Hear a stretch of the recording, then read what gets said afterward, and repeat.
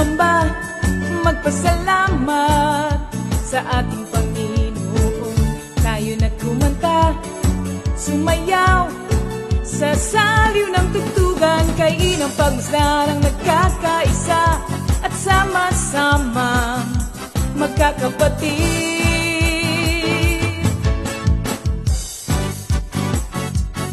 Tayo na sumamba, kumanta,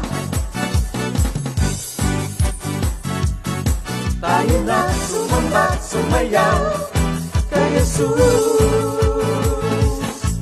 Kayo na at sumamba, magpasalamat sa ating Panginoon.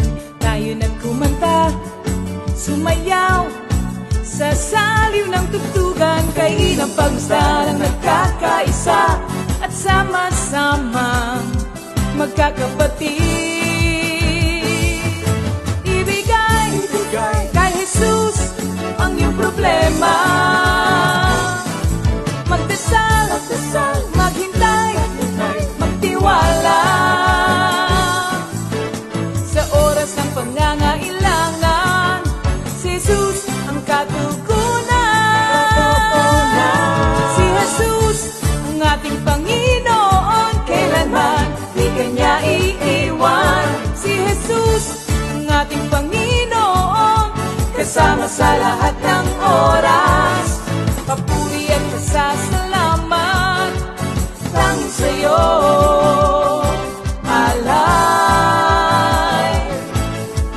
Tanging sa'yo, alay.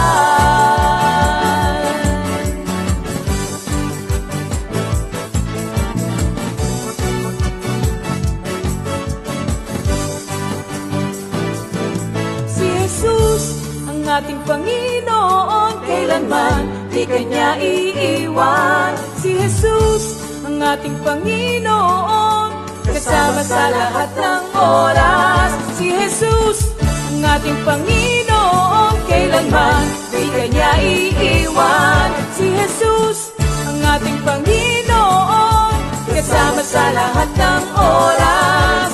Papuri at pasasalamat tanging sa'yo, alay. Tanging sa'yo, alay.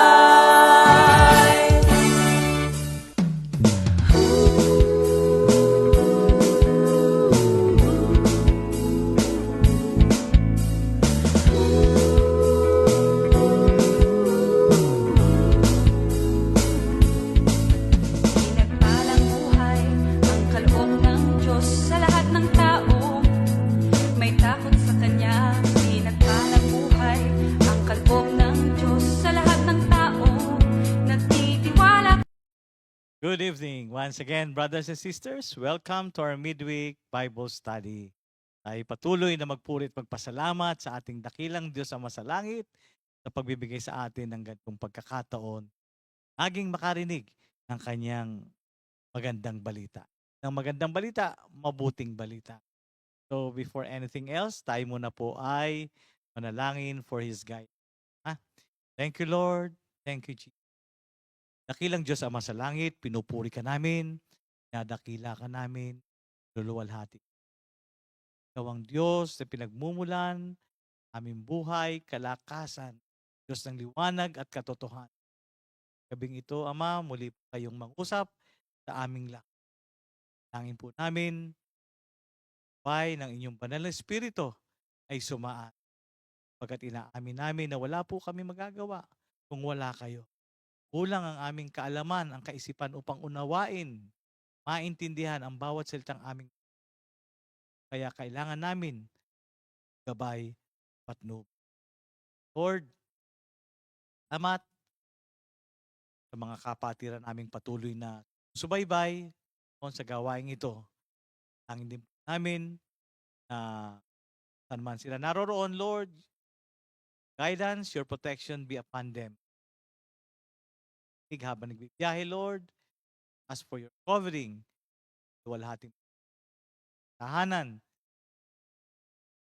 Father God, and we ask for your double portion of your anointing to be upon sa kapatid namin na gagamitin mo sa pagpapahayag ng Father God, we give highest praise, the highest glory and honor. Mighty name. Amen. Thank you, Lord. Hallelujah. Okay. So habang nag-aantay tayo sa ating mga kapatiran na lalagin, nasa biyahe pa man, pauwi sa kanilang tahanan, tayo muna po ay mag-enjoy, mag-relax sa pakikinig ng ating mga original. Let's sit back and listen.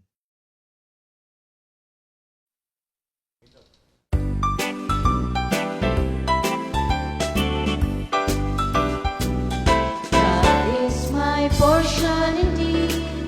He is my one and only one. God is my portion indeed. I belong to Him. I hear His voice speaks to me. You are mine alone. I see His face, now I know He is my Lord. God is my portion indeed. He is my one and only one. God is my portion indeed. I belong to Him. I hear His voice speaks to me. You are mine alone. I see His face, now I know He is my Lord. La la la la la la la. La la la la la la la. La la la la la la la. La la la la. I hear His voice speaks to me. You are mine alone. I see His face, now I know He is my Lord. La la la la la la la. La la la la la la la. La la la la la la la.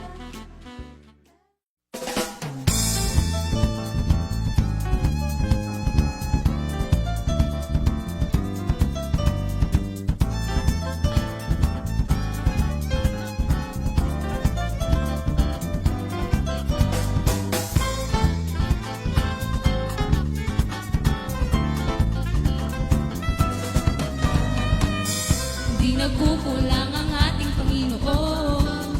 Sapat ang tulong niya sa lahat ng pangangailangan mo. Hindi magkakait ang tulong sa lahat ng tumatawag sa Kanya. Napakadakila mo, Panginoon.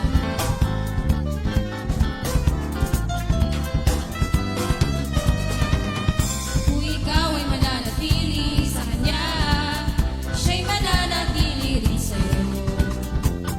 Iyon na lamang ang pag-ibig ng Diyos.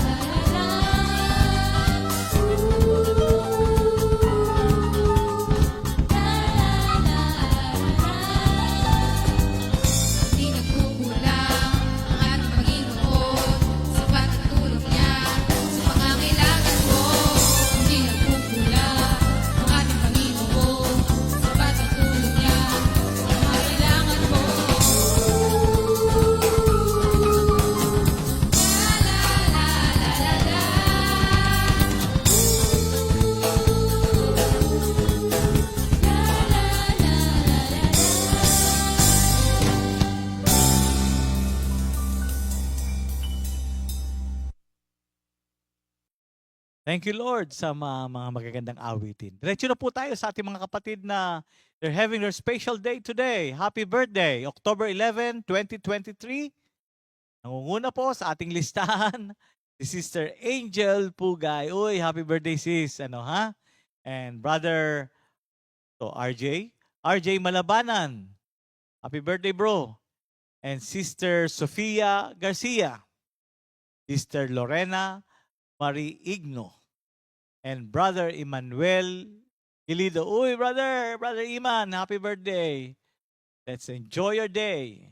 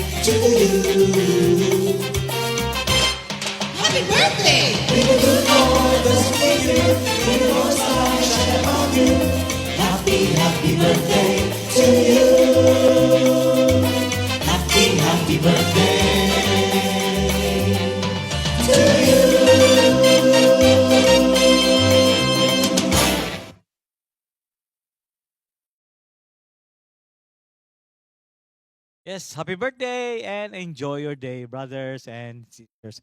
Hindi na natin patatagalin, mga kapatid. So, let's call on to our praise and worship team. Kaya tawagin na natin yung mga kasama natin sa bahay para sabay-sabay tayo magpuri sa ating dakilang Diyos. Hallelujah! Hallelujah! Isang napakagandang pagkakataon naman ang ibinigay ng Diyos sa atin para tayo ay makapagpuri, makapagpasalamat, at makapag-aral ng banal na salita. Kaya samahan niyo po kami at magpuri at magpasalamat sa ating Panginoon. Amen. And hello po mga kapatid, handa na po natin ang ating sarili upang umawit at magpuri sa Panginoon. Amen, amen. Kamusta ang buhay? Ganap at kasiyasiya, alive in Christ. Kamusta po ang Coffee Family? Going forth. Let's grow. Let's glow together in the service of our God. Hallelujah, hallelujah. Revelations 19:16 and Revelations 1:8. And all Comfy family proclaim, He is the King of Kings, the Lord of Lords, the Alpha and the Omega, the beginning and the end, who is, who was, and is to come. Jesus, palakpakan natin ang ating Panginoon. Hallelujah! Hallelujah! Sige mga kapatid, sumabay po kayo, lahat po nasa kanilang tahanan or kayo'y nasa biyahe pa, sumabay po kayo ng pag-awit sa Panginoon. Hallelujah!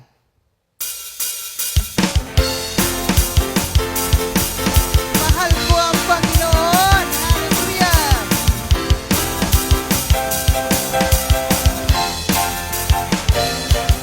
Mahal ko ang Panginoon, pagkat ako'y dinirinig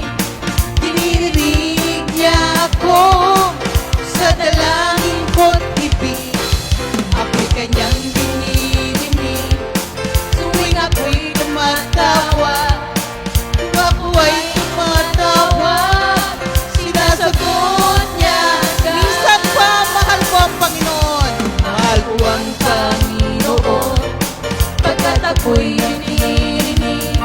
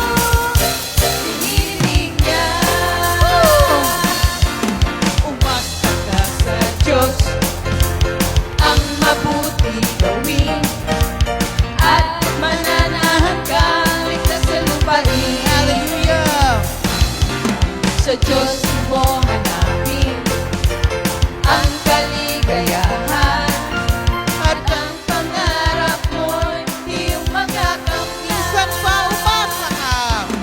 Umasa ka sa Diyos, Umasa ka sa Diyos. mabuti Ang gawin mabuti gawin. at mananahan kang ligtas sa lupain. Sa Diyos mo hanapin Sa Diyos mo hanap ang kaligayahan at ang pangarap mo'y iyong magakamtan.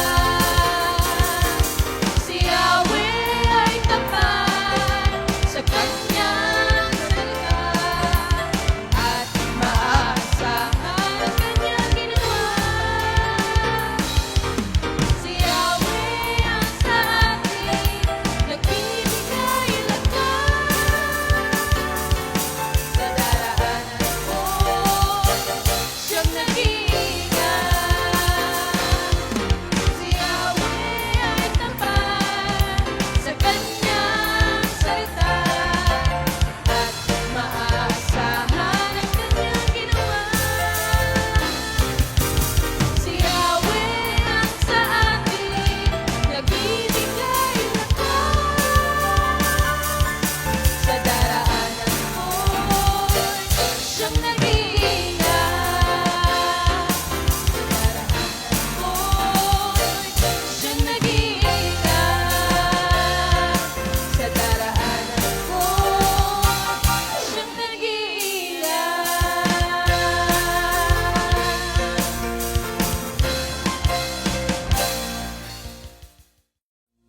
Hallelujah. Tunay na kapanghamangha ka, Panginoon, sa iyong mga gawa at sa iyong kabutihan. Hallelujah.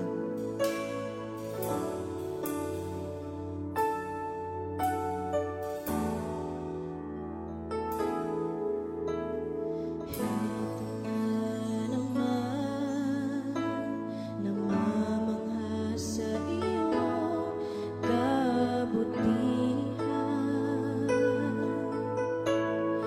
Di ko alam kung bakit ganito ang pagmamahal mo na totoo na sa akin na iyong inilaan. Kahit ako'y nagkukulang sa pagtawag sa iyong banal na pangalan. Di ka nagsasawang ako ay hingin sa panalangin na puno ng hiling na wala naman talagang katapusan. Aking ihahayag ang iyong kadakilaan, aking sasamitin ang iyong katapatan. Ang walang hanggang paglingap mo'y aking awitin. O Panginoon, Ito na naman. Ito na naman, namamangha sa iyong kabutihan. Di ko alam kung bakit ganito ang pagmamahal mo na totoo na sa akin ay iyong inilaan. Kahit ako'y nagkukulang sa pagtawag sa iyong banal na pangalan. Di ka nagsasawang ako ay dinggin sa panalangin na puno ng hiling na wala naman talagang katapusan.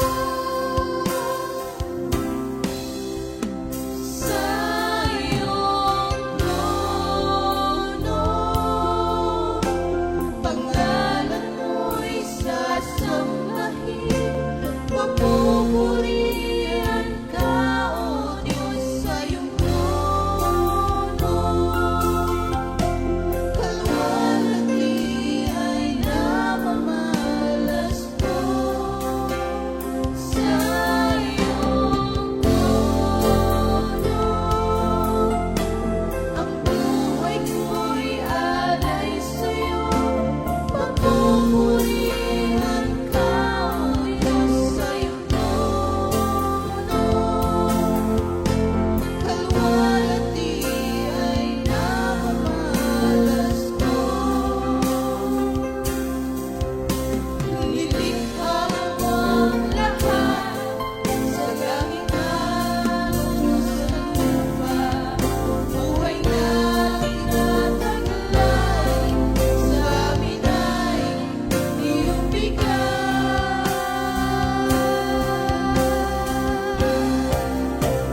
Sa iyong trono, pangalan mo'y sasambahin, papupurihan ka, O Diyos, sa iyong trono. Kalwalhati ay namamalas mo. Sa iyong trono, ang buhay ko'y alay sa'yo. Papupurihan ka, O Diyos, sa iyong trono. Kalwalhati ay namamalas sa iyong trono. Sa iyong trono, ang buhay ko'y alay sa'yo. Papupurihan ka, O Diyos, sa iyong trono. Kalwalhati ay namamalas mo. Sa iyong trono, ang buhay ko'y alay sa'yo. Papupurihan ka, O Diyos, sa iyong trono. Kalwalhati ay namamalas mo. Sa iyong trono, sa iyong trono, ang buhay ko'y alay sa'yo. Papupurihan ka, O Diyos, sa iyong trono. Kalwalhati ay namamalas sa iyong trono. Sa iyong trono, ang buhay ko'y alay sa'yo. Papupurihan ka, O Diyos, sa iyong trono. Kalwalhati ay namamalas ko.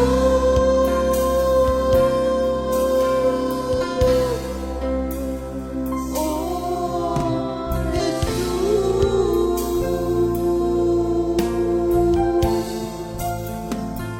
sa iyong trono,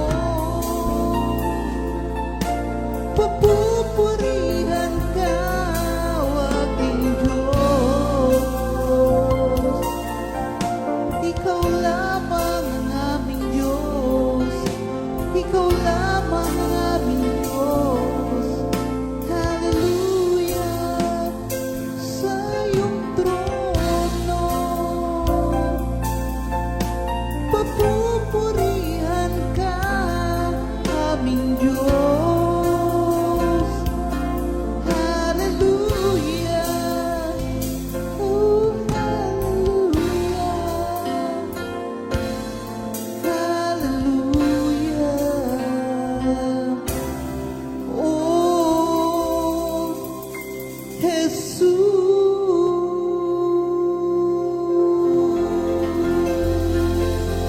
Hallelujah. Hallelujah. Hallelujah. Palakpakan natin ang ating Panginoon. Praise you, Jesus.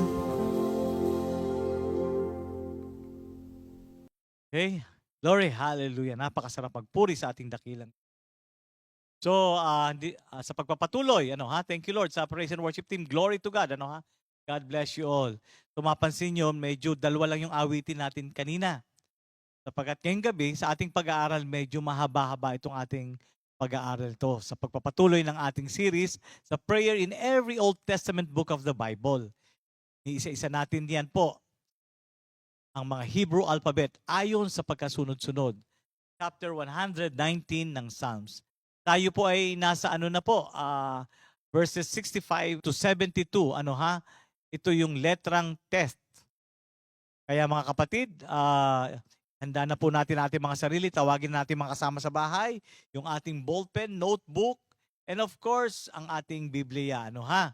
So let's call on our brothers and sisters sa ating tahanan para sabay-sabay tayong makinig ng mga pagtuturo ng ating Panginoon. So let's call on our pastor for tonight, brother, husband, and sister wife team. Ano? Pastor JB and Sister Cora Kagimbal. Let's welcome them. Magandang umaga po, magandang tanghali, magandang gabi sa ating lahat. Salamat sa Diyos tayo makakasama-samang muli sa Bible study nito kung saan ating itutuloy ang pag-aaral tungkol doon sa mga salmo, more particularly sa Psalms 119. Ngayong araw na ito, ang ating punutukuyin yung ikasyam na may title na doon sa TET. At sige po, nawa po ay kuhanan ninyo ang inyong mga Bible, ang inyong mga ballpen notebooks para po makatulong sa pag-take down natin ng notes at lalo kayo magkameron ng reference after this study. But before anything else, let us pray muna para tuloy-tuloy tayo gabayan ng ating Panginoon. Hallelujah, hallelujah, hallelujah. O aming Ama, Diyos na makapangyarihan, Diyos na tunay na mabait, mapagmahal. Salamat po sa lahat ng pagpapala na iyong ibinigay sa amin at ibibigay pa. Sa oras pong ito, ang presensya po ninyo ay sapat na. Sa oras pong ito, kami gabayan ng Holy Spirit sa aming pag-aaral at nawa nga po sa pangalan ng Jesus, ang lahat ng inyong maririnig, ang lahat yung makikita sa amin, lalo po ang laman ng aming puso't isipan, ay maging kalugod-lugod sa iyo. Ama, sa lahat po na narito at nakikinig sa kanilang mga tahanan dito sa Pilipinas at sa iba't ibang bansa, gawarin din po nila sila ng biyaya ng pangunawa at pagsasabuhay na may kaluguran sa ating pag-aalaran. You are all good, Father, at dahil po dito, wala na kaming mahahanap pa. So again, sa pangalan ng Jesus, tanging layunin po namin ay mapupurihan ka again and again. In Jesus' name, Amen. So, sa Psalms 119, verse 65 to 72, the ninth group. Ang sabi po dito, una sa verse 65, You have treated your servant well, Lord, according to your word. Teach me good discernment and knowledge, for I believe in your commandments. Before I was afflicted and I went astray, but now I keep your word. You are good and you do good. Teach me your statutes. The arrogant have forged a lie against me. With all my heart, I will comply with your precepts. Their heart is insensitive like fat, but I delight in your law. It is good for me that I was afflicted so that I may learn your statutes. At sa verse 72, the law of your mouth is better to me than thousands of gold and silver pieces. Psalms 119, verse 65-72. Sister Cora, pakibasa naman sa Tagalog. Sa Tagalog naman, sa awit 119, verse 65 to 72. Sa verse 65, tinupad mo, O Yahweh, ang pangakong binitiwan. Kay buti ng ginawa mo sa lingkod mong minamahal. Ako'y bigyan mo ng dunong at ng tunay na kaalaman. Yamang ako'y nagtiwala sa utos mong ibinigay. Ang sariling dati-rati namumuhay ng baluktot. Nang ako ay parusahan, salita mo ang sinunod. Kay buti mo, O Yahweh, kay ganda ng iyong loob, sa akin ay ituro mo ang bigay mong mga utos. Ang gawain nitong hambog, sadyang ako ay siraan. Ngunit buong puso ko ring sinusunod ang iyong aral. Ang ganoong mga tao'y sadyang kapos ng unawa. Ngunit sa pagsunod sa utos mo'y ako'y natutuwa. Sa akin ay nakabuti ang parusang iyong dulot, pagkat aking naunawang mahalaga ang iyong utos. Higit pa sa gintot pilak nitong buong sanlibutan, ang mabuting idudulot ng bigay mong kautusan. Praise the Salamat Lord. sa Diyos. Hallelujah. Salamat, Ama. Salamat, Ama. Salamat, Banal na Espiritu. Again, gabayan mo kami, magturo ka, kami makikinig sa pangalan ni Jesus. Ang title po ng ating pag-aaral ay Our Afflictions and the Goodness of God. Again, hango ito sa Psalms 119 verses 65 to 72. Ito yung tungkol sa Hebrew letter na Tet, T-E-T-H, ikasyam sa Hebrew letter, at ito nga po ang ating tutakayin sa oras na ito. So far, we have already studied the 8 letters of the Hebrew alphabet. Ang tawag nga po dito sa Hebrew alphabet ay the holy language of the Bible. Here we are now on the 9th letter of the alphabet. Ito yung Tet. Sa iba, it spells like T-E-T-H. Sa iba naman ay T-E-I-T-H. Meron itong iba't ibang kahulugan. For example, literally, this means basket or nest and is a symbol of the good in all creation. It has to do with purity and impurity, teaching us to choose the good and also the realization that even within the bad things that happen, there is hidden good. That also represents femininity, pregnancy. It includes the kindness and mercy of creation and the principle that everything is eternal and nothing is ever lost. Meron din itong paradoxically meaning. Yung paradoxical, ang ibig sabihin po noon ay it is seemingly absorbed, parang self-contradictory statement or proposition that when investigated or explained may prove to be well-founded or true. So magsisimula sa two conflicting words or idea, pero at the end, kung nanamnamit pag-aaralan, ang meaning pala nito ay matibay. So Tet symbolizes both good and evil. It is paradoxical because it is commonly paired with the opposites, like it is the first letter of purity and impurity in the Hebrew language. Purity and impurity. Ganon din sa creation. It is the first letter for the word good in Genesis, used to describe God's reaction to the creation of light. Yet, it's followed by His separating light from darkness sa Genesis 1 verse 4. So, meron din itong symbolic meaning. Ang symbolic meaning nito, makikita dun sa shape ng letter na Tet. Its shape looks like an inverted pot, which often represent a hidden goodness or evil in all things. Even though there is good, there can also be evil, and of course, vice versa. Good and evil and good. Merong facts of life that we can consider in the study, and that is number 1, we can say that ang buhay natin ay parang roller coaster. Yung ahon, baba, roller coaster. 1 minute, you're going up with anticipation, excitement, and then before you know it, the pace and turns change. That is, life is unpredictable. You don't know what will happen tomorrow because it isn't happened yet. You make plans and assume, but anything can happen. Good things, bad things, better things, great things. Yet no matter what happens in life, we are responsible for our reaction and behavior. No matter how the roller coaster of life turns for you, remember that it's up to you how you respond, behave, and carry yourself through life. So number 1, na facts ay para tayong nakasakay sa roller coaster of life. Ang pangalawa, merong common practice sa Jewish culture ng tawag ay favorable judgment. Ano ba yung favorable judgment? This means to show favor when it is not called for. Hindi kapuri-puri, pero binibigyan mo ng positive approach to it para magkameron ng meaning na mas makalugan at pwede nating iparinig din kahit sa iba. Yung bang, nagda-drive.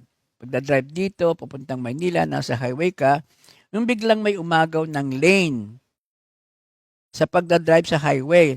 Yung gamunti ka ng madisgrasya at pagkatapos, sobrang bilis pa yung driver ni hindi nag-slow down o huminto ng konti, magbigay man lamang ng signal na I'm sorry. Hindi, nagtuloy-tuloy. So, ordinarily, kung wala ka kay Lord, marami ka nang sasabihin doon. At yun ay na-experience ko din one time or another for a long time ago. Pero ngayong nasa Diyos ka na, ito binibigyan mo na ng magandang pananaw. Hindi ito positive thinking, but it is out of grace na bigay din sa atin ng Diyos. Pwedeng sabihin natin, siguro nagmamadali yon, baka may sakit, dadalhin sa May hospital, emergency. may emergency, oo. Kaya pagpasensyahan na natin.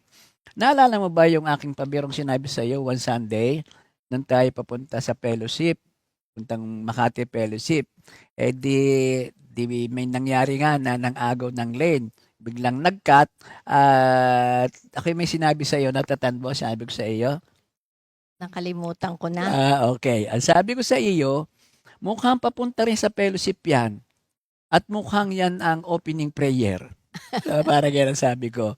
Natatandaan mo na yon. Oo. Tapos, one incident naman, sobrang bagal. Nahiya naman akong bumusina at nakakahiya din ang bumisahan. Kaya, ako may sinabi din sa iyo noon. Ano naman ang sabi ko sa iyo noon? Natatandaan mo yon? Baka inaantok. Baka Dok, delikado tayo doon. Ang sabi ko yata sa iyo, mukhang punta pa rin fellowship yung isang yan at mukhang siya ang closing prayer. Nagpapasaya lang kasi kung hindi ka magpapasaya, dadalhin ka doon sa kalungkutan at baka ikaw ay Mayamot magalit pa. Mayayamot ka. So, iwasan natin ang pumunta doon sa tinatawag na yung judgmental position, yung negative side of it. Lagyan natin ng favorable judgment para na rin ito sa iyong kapayapaan at ito nagbe-bless din sa mga taong katulad nila. Ano? So, yung ating study, ang title nga natin ay The Goodness of God in the Midst of Our Affliction. This section we are looking at this morning is Tet section. Ito yung pa-siyam, which means that in Hebrew, each of the 8 verses in this section begin with the letter Tet. Basically, ito yung letter T as in tango. So alam natin na 119 ay binubuo ng 23 acrostic psalm books, no? At kabilang ito sa ating pinag-aaralan. Yung mula sa alet hanggang sa ikawalo ay napapansin natin at sinasabi naman na ang bawat verse doon na nagsisimula sa letter na kanyang nire-represent. Ganon din dito sa ika-siyam na bahagi ng 119. Meron din itong ganon distinction, pero kung mapapansin mo, almost every verse in this section begins not only with the same letter in Hebrew, tet, but most of these verses begin with the same Hebrew word tob or tab, which means good. T-O-B, tob or tab. So, bawat verse ay nagsisimula sa tet. 5 verses ay simula sa word na tob o good. Halimbawa, 5 verses. Verse 65, you have dealt well with your servant. So yung well, that's good. Tob yon. Sa Tagalog, ginawa mo ng mabuti ang iyong lingkod. Pagkatapos, ginawan mo ng mabuti. Verse 66, teach me good judgment and knowledge. Sa Tagalog, turuan mo ko ng mabuting pagpapasya at kaalaman. Verse 68, you are good and do good. Ikaw ay mabuti at gumagawa ng mabuti. Verse 71, it is good for me that I was afflicted. Mabuti sa akin na pinapapagkumbaba ako. At sa verse 72, the law of your mouth is better to me than thousands of gold and silver pieces. Sa Tagalog, ang kautusan ng iyong bibig ay higit na mabuti sa akin kaysa libo-libong pirasong ginto at pilak. So, 5 times in 8 verses, that is a majority. Please take note also that good is emphasized a couple of ways here. Number 1, when the word opens sentence in Hebrew, when a word opens a sentence in Hebrew, it means the word is being emphasized. So, in this case, this is the word good.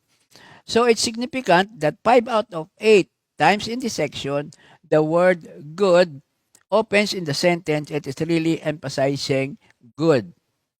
But secondly, when Hebrews wanted to emphasize something else, they use repetition, paulit-ulit. If the Bible says something one time, ibig sabihin ng bagay na yan ay true, katotohanan siya.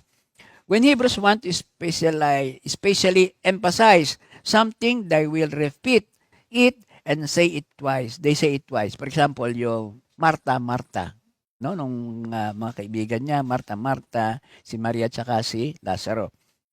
If they want to say something is ultimate, kapag ka ultimate naman ibig niyang sabihin, they will say 3 times like holy, holy doon sa Isaiah 6 means that God is ultimately holy. At ang panghuli, katulad nitong ating sinabi dito, 5 beses, ang ibig sabihin naman ito, this is a very strong statement. 5 good, good, good, good, good. And yan ang ating pag-aaralan sa araw na ito. Well, makikita po natin na tayo, kasama kami, often use the expression, God is good. And that is really easy to say when something good has happened to us, God is good. Kapag ka may pagpapala, kapag ka maganda ang buong araw na yon, wala kang problema at na wala kang naramdaman, maayos ang pakiramdam, buhay na ganap at kasyasya, napakadaling sabihin yung the Lord is good, God is good. When we get the job they were applying for, or when we win the game, or the house did not burn down, or the medical test came back negative, God is good. Kapag ka nagpatingin ka, tapos ang resulta ay negative, God is good. Thank you, Lord. Pero, saying God is good is perfectly true and is right thing to say. Then, God is good in those times. What about kung ang resulta ay iba, baliktad? We also need to remember that God is still good. We don't win the game. Kung hindi mananalo yung ating team sa basketball, laging sasabihin natin, thank you, Lord, you are good. Yun. Kapag nag-a-apply ang iyong anak o ikaw sa isang trabaho, hindi natanggap, talagang ang Diyos ay good pa rin kasi may reason siya para dyan. Yes. Kapag yung hindi maganda ang resulta, still God is good because that is speaks as His character. Yeah. God is still good in those times. God is good at all times. He is good that does good. This part of the basic theology, these verses are trying to teach us and the most important response we can have in our times of affliction, to cry out in our most desperate hour like Job did. Though he slay me, yet I will trust in him, and by his grace, through faith, to just stand on his truth. God is good. Yun pala ang ibig God sabihin is to. good all the time. So, pwede natin sabihin that God does good in our affliction. You do good. God is good in our affliction. One of the few verses in this section that does not begin with the Hebrew word tab or good is verse 67. And although it does not directly contain the word good, it speaks of the good purpose of God in our trials. Yung purpose of God, mababasa mo ang ibig sabihin ay mabuti pa rin para sa atin. Yes. Bagamat ang salitang good ay hindi mo makikisa. He says even in his affliction, which I have had, naramdam din ako niyan, God has been good and He has done some good things as a result. Praise the Lord. This highlights one of the scripture's purpose for which God allows trials to come into our lives. That is, to cleanse us from sin. Yung pala ang reason kung bakit inaalaw niya ang trials sa ating buhay.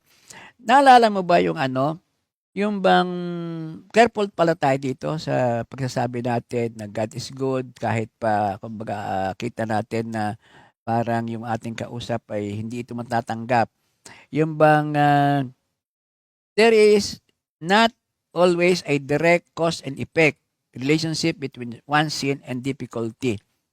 Normally, ang iniisip ng tao kahit pa noong unang panahon, ang isang pagdurusa o challenge, trial, ay associated sa kasalanan. Kung hindi man ng tao, ay nung mga nakapalibot sa kanya.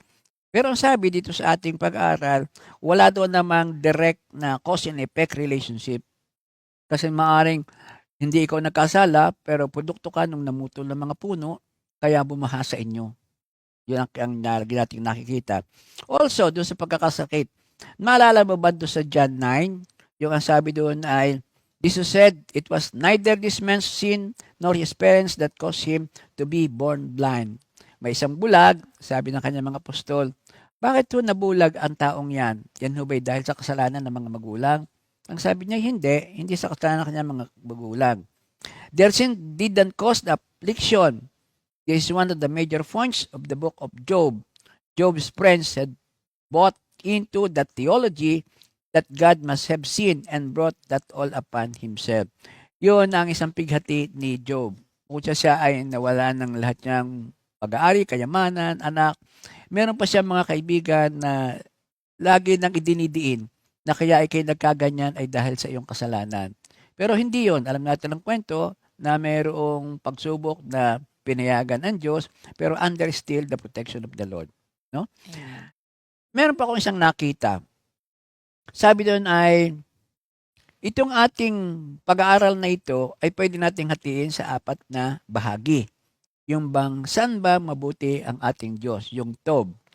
Sa ating affliction ay nakabubutis sa Kanya. Yung sumulat nito si Psalmist, sabi niya, yung aking affliction ay good sa akin, nakabubuti sa akin. Ang pangalawa, ang Diyos ay mabuti at gumagawa ng mabuti. Ang pangatlo, ang salita ng Diyos ay higit na mabuti. God's word is good. At yung prayer na magkaroon siya ng mabuting pagpapasya. So, 4 na bagay. Affliction ay nakakabuti. Ang Diyos ay mabuti at gumagawa ng mabuti. Ang pangatlo ay ang salita ng Diyos ay higit na mabuti. At yung kanyang panalangin ay magkaroon siya ng mabuting pagpapasya. Puntahan natin ito at tingnan natin ang detalye kung ano ang ating makukuhang aral. So, yung una, yung affliction ay nakakabuti sa kanya, sabi ng psalmist. Yung una ay may kinalaman kung paano naging mabuti o nakabuti ang affliction. Posible ng affliction dito ay isang form ng discipline na nanggaling sa Diyos. Sabi nga ay verse 67, before I was afflicted and I went astray. Verse 67. Kaya doon sa ibang version, ang sabi dito, ito ay isang pagpaparusa. Na ito ay disiplina na galing sa Diyos, ay malinaw na sumusunod sa section, yung sunod na section sa tet is yod, Y-U-D, yung ikasampu. Ang sabi doon sa verse 75, in faithfulness you have afflicted me. Kapag tayo ay nalilihis ng landas, ibinabalik tayo ng Diyos sa pamamagitan ng disiplina. Kung yon, mga suffering natin ay paraan ng pagdisiplina sa atin ng Diyos, then it is good things. Sabi nga ay, the discipline is for our good sa Hebrews 12:10. They discipline us for a little while as they thought best, but God disciplined us for our good in order that we may share in His holiness. So, another thing is that God is good even in the most trying hours. You are good. Ang sunod dito ay, you are good. Yung author ng psalm na ito ay merong evidence na sabi ito daw yata ay si David, pero hindi lahat ay nag-agree. Meron nagsasabi na ito ay si Ezra during the rebuilding of the temple kasi siya yung nagparos na preserve na mga scriptures noon. No? We see that in this verse, especially in 67, he talks about, before I was afflicted, I went astray. So, we know that he came into some affliction. Yung sumulat nito ay mayroong problema, stress, o May affliction. pinagdadaanan. May pinagdadaanan ng sabihin niya. At doon sa verse 69, he says, the arrogant had forged a lie against me. So there were people who were slandering him. Yun ang isa sa kanyang pinagdadaanan. At kung si Haring David ito ay talagang very obvious na napakarami niyang kaaway, hindi lamang gusto siyang patayin ang kanyang buhay, kundi patayin ang kanyang karangalan sa pagbigay ng masasamang mga slandering words sa kanya. So, what else? Sa verse 71, he says, it was good for me that I was afflicted, again referring to the time of affliction he had been through. So, in this third section, the psalmist was writing about a time of adversity. But in the time of adversity, he says that God is good. Sino kaya ang pwedeng magsabi noon sa gitna ng kanyang mga dalamhati, trials, pagkakasakit o kung ano pa man, sasabihin pa lang talagang ang Diyos ay mabuti. Mabuti. No? Yan ang sasabihin niya. We see this specifically spelled out doon pa rin sa 68. You are good and do good. Again, in Hebrew, that is literally, good you are and do. Remember that in Hebrew, when a word comes first in a verse, sabi natin kanina, that word is being emphasized. So when this verse begins, God, you are good, and do, it is emphasizing the goodness of God, even in time of affliction. This is a basic theology sa atin. Theology 101. God is good, and also sa Psalms 100 verse 5, ang sabi doon ay, for the Lord is good. This is a basic truth about God which we need to make sure that we don't take for granted and that we always remember, especially in our time of trial. God is good. Hindi mawawala yan sa Kanya. God is omnipotent, God is omnipresent, God is omniscient, God is loving, God is forgiving, pero ang lahat ng ito, it's because God is all good. Yun ang ibig sabihin. Please take note always that we need to be careful in assigning blame for someone's trouble because of their sin. At delikado, baka one time tayo naman ang balikan ng ganung mga condemnation. Again, understanding that there is not always a direct cause and effect relationship between sin and earthly difficulties, the scriptural truth is that God often does allow hardship in our lives through His shield for the purpose of purifying us from sins. Tulad ng pahintulot na ginawa ng ating Panginoon kay Satanas. Sabi ni Satanas, kaya naman tapat sa iyo yang si Job dahil ibinigay mo sa kanya ang lahat. Subukin mong mawala ito, subukin ka. Anong sabi ng ating Diyos? Sige, huwag mo lamang siyang papatayin. Sasaktan o papatayin. So yun ang protective shield. Mga kapatid, pwede tayo makarelate dito. Kung sakali po na tayo may dinadala ngayon at tayo nakilod, umasa po tayo na ang kanyang assurance sa atin ay huwag lamang tayong papatayin, huwag lamang tayong sasaktan. So atin itong tanggapin ito atin at doon nga po sa verse 67 ay nakita natin doon. That is why we should always ask ourselves when we come into a trial, is there a sin I need to confess or a habit I need to get out of my life? Sa totoo lang mga kapatid, it's always beneficial to confess sin and purify your life. Even it wasn't God's main purpose for allowing it. Anong ibig sabihin po nito? So sabi natin, walang direct relationship ang sin at saka ang ating affliction. Pero ang sabi din ng ating mga nakuhang mga reference dito, sina Direk Parpad at saka si Sean Straw, ang sabi nila ay, to be sure, mabuti na rin na ikaw ay magpalinis sa Diyos. Ihingi mo rin ng tawad kung anong naalala mong tao. Sabihin mo, Lord, ano po ba nagawa kong kasalanan at nagaganap ito sa akin? Para walang magiging way na hindi nagiging malinaw na ikay nagsasubmit kay Lord. Baka nga meron, kung wala man, in some other way, yung kasalanan mo ay naka-epekto rin sa iyo. So, hihingi ka ng tawad. Hindi sa lahat na affliction natin ay dahil sa kasalanan natin. Yun nga ating pinag-ulit-ulit kanina pa. Kahit naman sa mga panahong todo effort tayo sa pagsisikap to live faithfully, yung affliction sa atin kuminsan ay dahil sa kapaligiran. At tulad nga sabi ko kanina, binabaha sa lugar natin, hindi dahil ikaw ay nagtapon ng mga basura dyan. Maybe, of course, yes. Pero what about yung other neighbors? Not necessarily immediate neighbors, but dun sa mga lugar na malalayo. What about yung mga illegal loggers na sa halip na makontrol yung flow ng water from the mountains to the river, yan, nag-overflow. Kasalanan ng iba, ikaw yung kabilang sa mga nagdudusa. So yun dapat nating tatandaan. Sa Psalmist 269, sa verse 69, nasabi, ako'y sinisira ng mga taong mapagmataas. So ito pa isa. Ang cause ng iyong affliction, in your mind, in your emotion, ay yung mga paninira ng mga kaaway niya. Yung suffering natin ay dahil sa kasalanan natin o dahil sa kasalanan ng iba, we often view affliction as bad things. Kalimitan din, para bagang ang ating tingin sa affliction ay talagang masamang-masama. Talagang it is a bad thing. Kaya kailangan magkaroon tayo ng change of perspective. Yung ating perspective ay dapat ay magbago, ating pananaw. At sabi nga doon sa verse 71, kung yun ay maulit mo, it is good for me that I was afflicted. Kumbaga sana, salamat Lord at ako'y nagkameron ng ganito mga pagsubok. Hindi yung, Lord, bakit mo ko ginanito? So iba, lagi nang may pasasalamat dahil alam mo yung big picture, that is also for your good. May pagkaunawa. May pagkaunawa pa. Na iba na, hindi nakakulong doon sa mga pagdurusa na nararanasan. Yung mga afflictions naman ay hindi naman good in and of itself. Hindi yan talagang pag sinabing affliction ay masamang masama at wala kang makukuha dyan mabuti. No, napakarami yung makukuhang mabuti dyan. At yun nga ang susunod nating titingnan.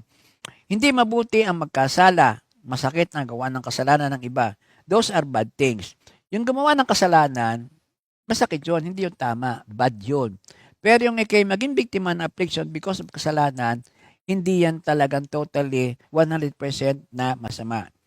God causes all things to work together for good sa Romans 8:28, including ang ating mga sufferings, no? So, God is sovereign in accomplishing His good purpose for His children.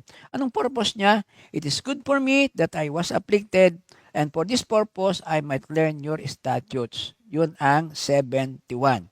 So, yun ang ating mga titunan. Yun lamang kung minsan talagang tayo ay umiiwas o talagang slow learner na ilan ng pagkakataon na pinakikita sa atin na meron dapat tayong ayusin at yung mga red light natin na may affliction, hindi natin magawa. Hindi natin ito magawa.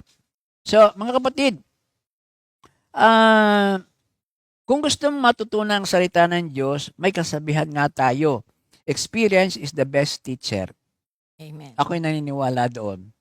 Experience is the best teachers. So, ako, buhay na patotoo. Well, again, dahil sa sobrang ligaya, pwedeng maulit ko po yung aming 50th anniversary ng kasal noong September 15, 16. Talagang overflowing po ang kaligayahan. Pero, alam natin na lahat ng mga mag-asawahan, Hindi perfect. hindi perfect. Pero ang sabi ko sa doon, kahit hindi perfect, it is complete. Kumbaga Yes. sanay, may comedy, meron drama, May action. may action. May action ba tayo? Siyempre. Wala naman. Mga challenge. Action naman, hindi. Oo. Love naman yun. Love Tungkol yun. sa love. Oo, yung sa finances, doon sa tungkol sa health. At buhay na buhay yung sinabi nung tayo ikasal na ngayon ay naalaala ko na. Ano ba sabi doon? At kayo magsasama sa hirap at ginhawa. Oh, yun, na-experience natin yun. Pero tayo tumibay, ano? At kayo magsasama sa kalusugan at pagkakasakit. Amen. Amen. At ang sabi doon ay till death do us part. Yun. So, experience-wise, natutunan po namin ang tunay na ibig sabihin ng mag-asawahan dahil sa 50 taong pagsasamahan. Hindi perfect, may affliction, pero yan po ay magandang palatandaan na meron pang magandang gagawin ang Diyos sa atin, sa amin. So, itong next years na susunod, pakiramdam po namin ay mababawasan ang affliction dahil pagpupumilitan na mabawasan din ang kasalanan. Ang prayer nga Amen. natin, healthier, happier, and holier. healthier. Holier. Holier life. Yan actually, yan sa 3 John 2 yung panalangin ni John kay Gaius, yung kanyang kaibigan. So yun pong aming panalangin for the next more years of our wedding. Sabi din ni Martin Luther King, I never knew the meaning of God's word until I came into affliction. I have always found it one of the best schoolmaster, sabi naman ni Boyce, pinakamagandang schoolmaster, teacher, tutor, ay ang affliction. Pero marami pa rin ang hindi natututo sa karanasan nila. Huwag nating sayangin ang mga painful affliction natin. Huwag natin sukatin ang kabutihan ng sitwasyon natin base sa lagay natin financially o sa estado ng relasyon natin sa asawa natin o kung mas marami bang nakakakilala sa atin. Sukatin natin ang kabutihan ng sitwasyon natin kung paano na-accomplish ang mga good purpose ng Diyos sa buhay natin. For example, dahil sa aming naranasan sa financial, pati mga bata namin ay nagkameroon ng pag-iingat sa pagkita ng pera, sa paggastos ng pera. Kami man ay gayon din. At yung pag-iingat sa kalusugan, napaka-healthy conscious, halos ang buong pamilya ngayon. So, kahit umiyak ka, buklatin mo pa rin ang Biblia at tanungin ang Diyos, ano po ang gusto nyong ituro sa akin? Yun. Mahilig po kang mag-quote sa mga sinasabi ni Charles Spurgeon, katulad yung kanina. Isa pa po ito, nabase naman din sa Psalms 119, verse 71. For the truth to be learned by adversity is good for the humble, Very little is to be learned without affliction. If we would be scholars, we must be sufferers. Kakaiba ito As the Latin say, experientia docet. Experience teaches. There is no royal road to learning the royal statutes. God's commands are best read by eyes with tears. Wet eyes with tears. Yan po ay si Charles Spurgeon. Napakaganda ng kanyang pagkalahad dito. So, the first one, definition of affliction, God is good, even in our affliction is doing good sa gitna ng ating mga pagtitiis at pagsasuffer. Ang pangalawa, nakita po natin dito that knowing God is good. Ang makilala mo ang Diyos ay tunay na mabuti. At anuman ang sitwasyon mo, kapag binabasa mo ang Biblia, matutuklasan mo na talaga nga palang mabuti ang Diyos. Ito naman yung pangalawang gusto nating talakayin. Pagkatapos ng goodness, ng affliction, tingnan naman natin ang kabutihan ng ating Diyos. Knowing God is one of the best gift na binigay sa atin, sa akin, ng ating Panginoon. Yung lesson natin nung Sunday, ano ba yun? Sa Psalms 119, 105. Yung pagmumulat ng ating mata, the light in our life. Pagmumulat ng mata kung sino ang Diyos, kung sino ang Holy Trinity, na meron palang Holy Spirit, na meron palang pagbabalik ang Diyos, na yung palang faith ay nadidevelop sa pamamagitan ng pagbabasa at pakikinig ng salita ng Diyos, that is very, very important to us. Very, very essential. At ito nga ang motto ng lahat ng mga Kristiyano, confessing the goodness of God sa buhay natin. You have dealt well with your servant, O Lord, according to your word. Bumalik po sa unang verse, sa verse 65. Kung servant o slave, ang tingin natin sa ating sarili, hindi tayo masyadong magrereklamo. Talagang yan ang hirap na naranasan natin. Pero ang delikado dyan, kapag ang feeling natin ay we are entitled to sa mga dapat na ibigay sa atin ng Diyos, yung mga gusto natin, and when things are not going your way, puro ka reklamo at hindi makita yung kabutihan ng Diyos sa gitna ng mga pinagdaraanan sa buhay. Pero kung tingin mo sa sarili mo ay undeserving of any good thing from God at mas deserving mo pa ang parusa ng Diyos, hindi ba't mas makikita mo ang kabutihan ng Diyos sa iyo araw-araw? Yun ang sinasabi sa verse 65. Ginawan mo ng mabuti ang iyong lingkod. Totoo po yan at araw-araw may ginagawang mabuti ang ating Diyos sa atin. Well, mahaba-haba na ito, darling, pero kakaunti na lamang. Please take note na lahat ng ginagawa ng Diyos ay mabuti dahil siya ay mabuti. God is good, and God is good all the time. God is good, and good is good all the time. Wala ni isamang segundo, wala isamang bahagi ng buhay natin na hindi naging mabuti ang Diyos. Kapag huminto ang Diyos ng pagiging good, He also ceases to be God. You are God and do good. Sa verse 68. Yung pala ang isang magatinding ating tatandaan. Kapag ang Diyos ay hindi na gumagawa ng mabuti, kabutihan, ang ibig sabihin ay nawala na rin yung kanyang pagiging Diyos. Kasi ito yung nakadikit sa kanya. Good and God. You just put another O and that is good. God is inherent na talagang all good. Muli, ang sabi ni Spurgeon, lahat ng ginawa ng Diyos sa buhay natin, hindi man natin agad na makita kung paano naging mabuti. Lahat ay mabuti dahil yun ay nanggaling sa kanyang kalikasan bilang Diyos na mabuti. Ito nga sabi ni Spurgeon, He hath done all things well. The rule has no exemption. Forever and ever, yan siya. In providence and in grace, in giving prosperity and sending adversity, in everything, Yahweh hath dealt well with us. It is dealing well on our part to tell that the Lord that we felt that He hath dealt well with us. For a phrase of this kind is especially fitting and comely. This kindness of the Lord, however, no change matter. It has no chance matter. He promised to do so, and He has done it according to His word. It is very precious to see the word of the Lord fulfilled in our happy experience. It endears the scriptures to us and makes us love the Lord of the scripture. Purihin ang ating Panginoon. The book of the Providence tallies with the book of promise.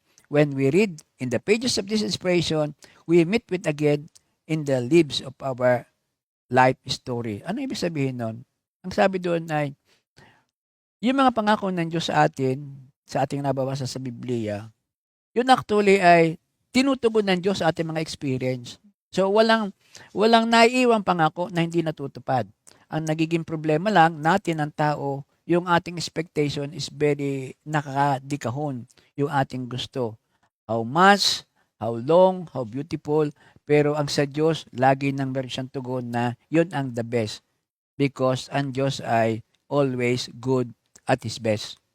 Yun. So, yung affliction natin, may mabuting nagagawa sa Kanya, sabi ng psalmist, at ang Diyos ay gumagawa ng mabuti kahit sa gitna ng affliction. Ang pangtatlo, yun namang the goodness of the Word of God. Ang lahat ay uuwi at uuwi sa salita ng Diyos. Kung ganito ang perspective natin, makita rin natin kung gaano kabuti ang mga salita ng Diyos. At ito yung pangatlo, mabuti na tingnan natin the goodness of the Word of God. Yung attitude natin sa Word of God ay nakadepende kung naniniwala ba tayo kung mabuti hindi.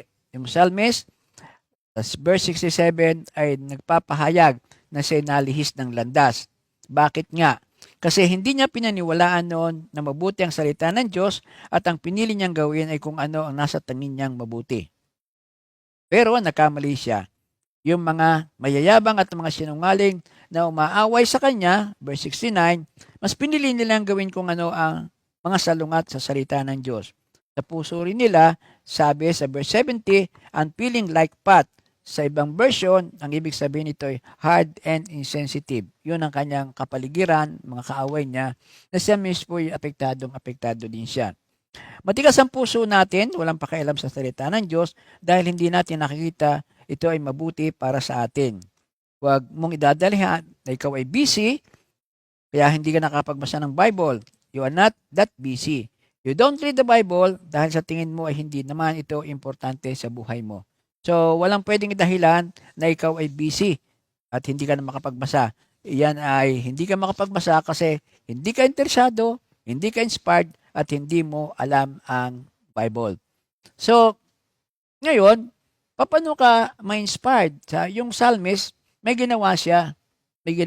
Sa kanyang pagbabasa, pagmumuni-muni sa Bible ay meron siyang ginawa at yun ay tungkol pa rin sa upang magtuloy-tuloy yung magandang attitude niya tungkol sa goodness of the Lord. Sister Cora, ikaw ay meron ding na-research tungkol dito. Yung in response to the goodness of God, merong yung sinishare mo sa akin, ano ba yung ating para responsibility ba yan o challenge sa atin? Kala ko tapos na tayo eh. Hindi, Thank di you, pa. Lord. Nasa kalahati pa lang ako. Hindi. Sabi nga, meron tayong sinasabi dito na ibalik natin muli dun sa verse na sa 119 verses 65 to 72. Sabi dito, we can learn from the psalmist's prayer how to continually find goodness. That tells us that there is a hidden goodness or evil in just about everything. So, nakakuha tayo dito ng 4 na lesson or principles to follow. Unang-una, isa-summarize ko into 4 sa verses 65 to 66. We need us to be teachable. Yun ang unang-una. Sa verse 67 to 68, needs us to be humble. Sa verses 69 to 70, needs us to be gracious. At doon naman sa verses 71 to 72, needs us to be faithful. Isa-isahin natin ito. Ano ba yung unang-una? Sabi dito, kailangan tayo maging teachable. Sabi sa verses 65 to 66, tinupad mo o Yahweh ang pangakong binitiwan, kay buti ng ginawa mo sa likod mo minamahal. Ako'y bigyan mo ng dunong at ang tunay na kaalaman, yamang ako'y nagtiwala sa utos mong ibinigay. Sabi ni Roger Ebert dito, what I believe is that all clear-minded people should remain 2 things throughout their lifetime. Ano yon? Curious and teachable. So kahit pa everything are good and you are successful, sabi nga, you must remain teachable. In these two verses, the psalmist acknowledges us how well God has treated him, yet he continues his prayer by asking for continued teaching. We can often get to points in life where we feel like there's no more to learn, no way to further ourselves in certain skills, or even consistently find the good things in life. Ahantong yan pag hindi nakoreksyonan. That may lead us to complacency and unhealthy comfort. Yun yung to be teachable. When you seek to learn, you quickly realize that you never really arrive anywhere in life. It's an ongoing journey where you reach milestone after milestone. Tulad ng psalmist, he prays for good discernment and knowledge. Tayo rin, dapat ganon. To be teachable means to be open to the possibilities of every season in life. And life is full of opportunity, but it's up to us to seek them out.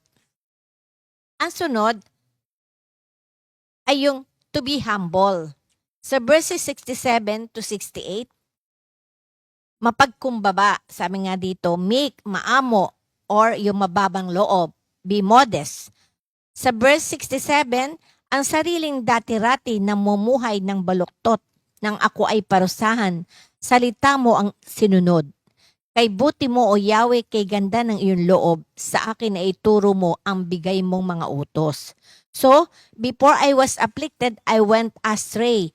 But now I keep your word. You are good and do good. Teach me your statutes. Sabi dito ng author, continues his prayer. He states where he was and how far he's come while directing all glory to God.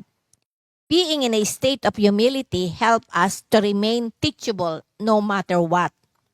His acknowledgement of God's goodness allows humility to reign in his heart instead of pride, which is often tries to take the seat. To be humble in situations allow you to see in a broader perspective, giving you the ability to shine a light on what's beneficial to you and those around. So it makes that come alive because in humility, you're be able to see the bird's eye view, the bigger picture. So we need to be humble at all times. So yun yung to be humble. Ang next yung to be gracious sa verses 69 to 70. Ang gawain nitong hambog sadyang ako ay siraan, ngunit buong puso ko ring sinusunod ang iyong aral. Ang ganoong mga tao ay sadyang kapos ng unawa. So, sa English version, the arrogant have forced a lie against me. With all my heart, I will comply with your precepts. Their heart is insensitive like fat, but I delight in your law. So, ano ba yung meaning ng gracious sa Tagalog? Maginoo, gentleman, gentle person, well-bred. Ano pa? Mapagmahal, loving, tender, magiliw, affectionate, cordial.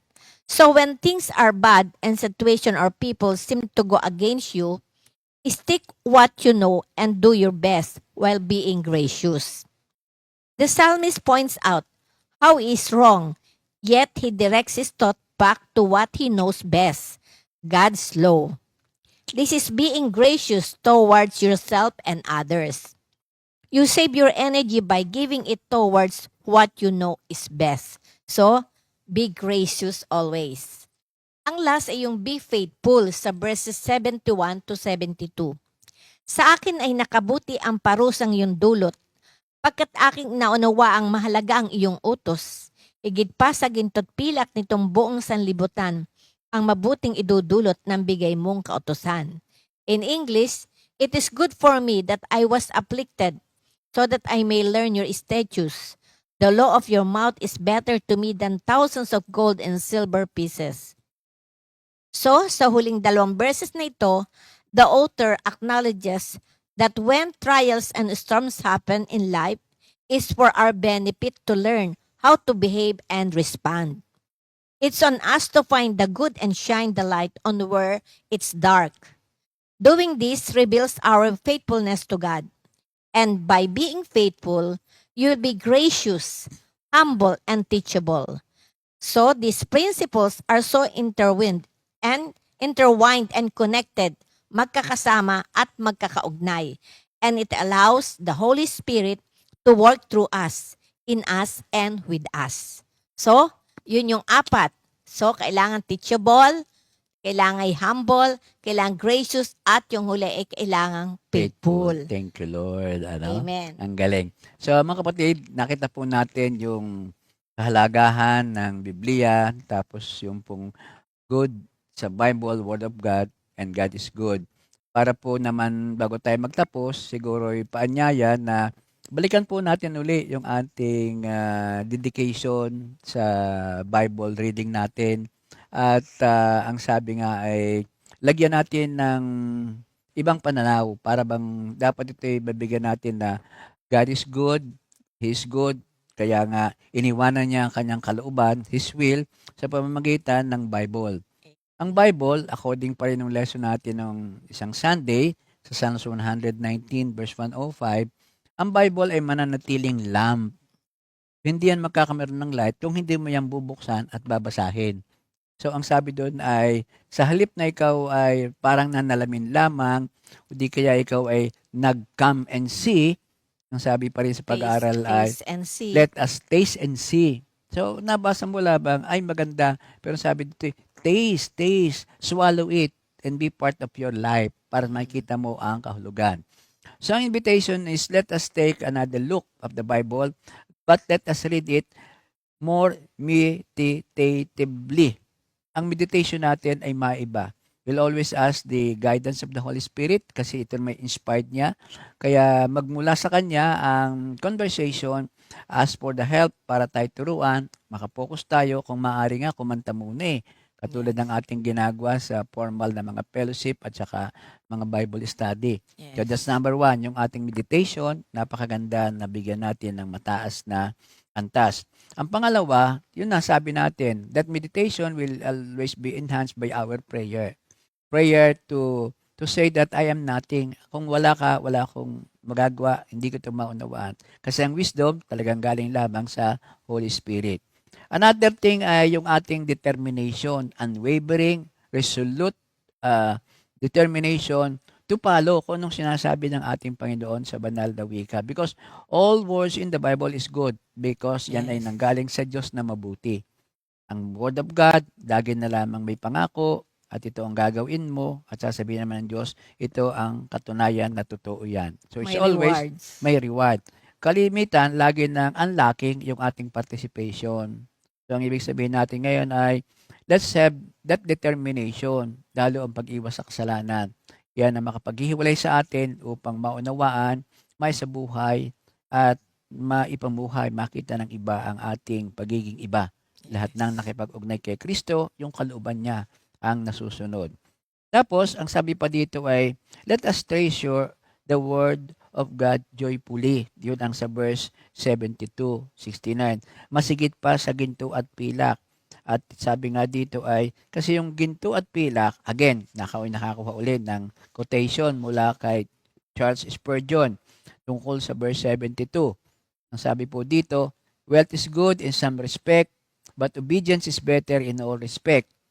It is well to keep the treasures of this life, but for more commendable to keep the law of the Lord. The law is better than gold and silver, for this may be stolen from us, but not the word. These take to themselves wing, but the word of God remains. These are useless in the hour of death, but then it is that the promise is most dear. We will be judged by the word of God.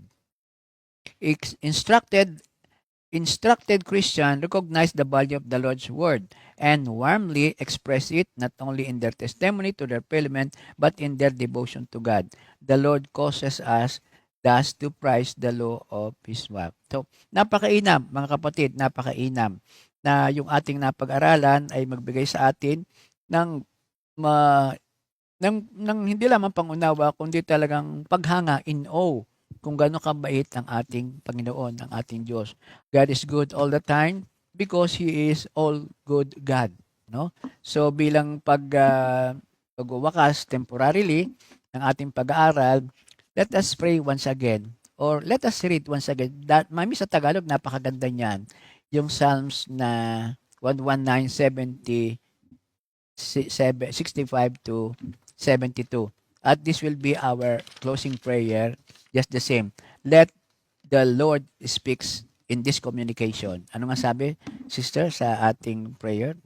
Sa verse 67, ang No, sar... no. Yung buo. Yan. Verse 65.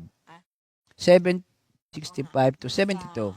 Unang-una. Oo, yun. Yan. Praise the Lord. Yan.